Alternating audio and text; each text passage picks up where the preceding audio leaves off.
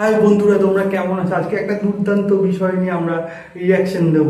এই সাবজেক্টটা হলো একটু দুর্দান্ত সাবজেক্ট, মানে মনোমুগ্ধকর একটি subject. Love marriage versus arrange marriage.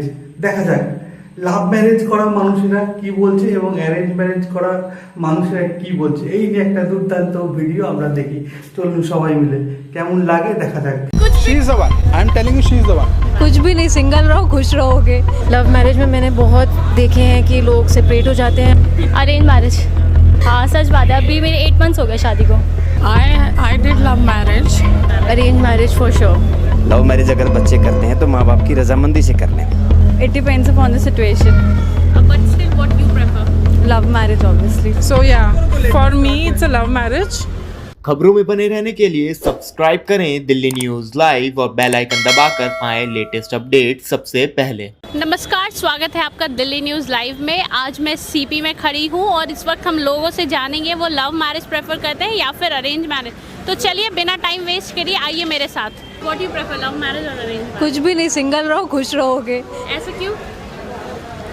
ऐसा इसलिए कोई स्पेसिफिक रीज़न नहीं है, but I prefer being single for now. आगे जाके I don't know whether I will change और नॉट। अपनी इच्छा बताएं कि पापा मुझे ये लड़की पसंद है, और लड़की भी अपने पेरेंट्स को बताए तो बेटर होगा। और अगर पेरेंट्स ये चीज़ एक्सेप्ट नहीं करते कि हाँ मतलब कन्विंस करें वो बच्चे, कन्विंस करें तो थोड़ा सा हो सकता है कि बात बन सकती है। वैसे कोई दिक्कत नहीं है? वैसे कोई दिक्कत नहीं मैडम, आजकल पढ़े लिखे बच्चे मतलब हर चीज़ को देखते भी हैं, ऐसा कोई दिक्कत नहीं। मैम आप क्या प्रेफर करती हैं, लव मैरिज या फिर arrange marriage? Arrange marriage for sure. Reason behind that? Because अगर आप फैमिली के उससे करो तो वो ज़्यादा बेटर होता है। लव मैरिज में मैंने बहुत देखे हैं कि लोग सेपरेट हो जाते हैं आफ्टर लाइक नॉट एकदम बाद में, but after 5-10 years। So I prefer arrange. आपको देख के मुझे ऐसा लग रहा है कि हाल ही फिलहाल में आपकी शादी हुई है। इस बात में कितनी सच्चाई है? हाँ सच बात है। अभी मेरे 8 मंथ्स हो गए शादी को। तो मेरा क्वेश्चन ये है कि आप क्या प्रेफर करते हैं, लव मैरिज या अरेंज मैरिज? पहले आप ये मुझे बताइए कि आपकी कौन सी शादी हुई है? Arrange marriage. And what you prefer? Love come arrange. Okay ma'am, आप लव मैरिज प्रेफर करते हैं या फिर arrange marriage? I did love marriage, but it depends. If you want to make love marriage, you can, or parents can also choose for you. But ऐसा होता है कि जो पेरेंट्स का जो चॉइस होता है वो कई बार बच्चे एक्सेप्ट नहीं करते हैं। हाँ, so दोनों की अंडरस्टैंडिंग होनी चाहिए ना। It depends upon the situation. But still what you prefer? Love marriage obviously, reason? because we know someone very much from early, that's why. So yeah, for me it's a love marriage because हम लोग बहुत time से एक दूसरे को जानते थे। तो अरेंज मैरिज में आई थिंक आप जानोगे कुछ सही होगा नहीं होगा, I have no idea.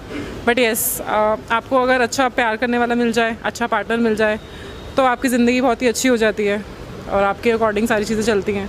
So for me it is like a love marriage. यार इट्स ऑल डिपेंड यार, it's all about the compatibility, either love marriage और एन अरेंज। तो ऐसा कुछ है नहीं कि both are successful and both are unsuccessful also.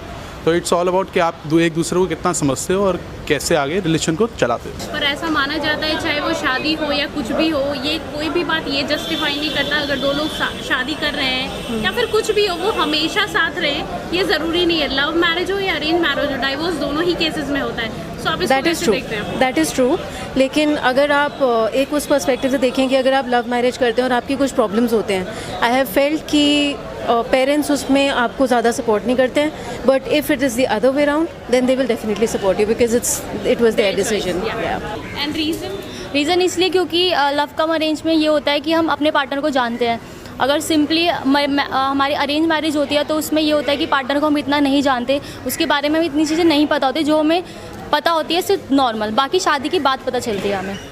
तो कहीं ना कहीं ऐसा नहीं लगता है कि अगर सब कुछ पहले से ही पता हो तो बाद में क्या करेंगे?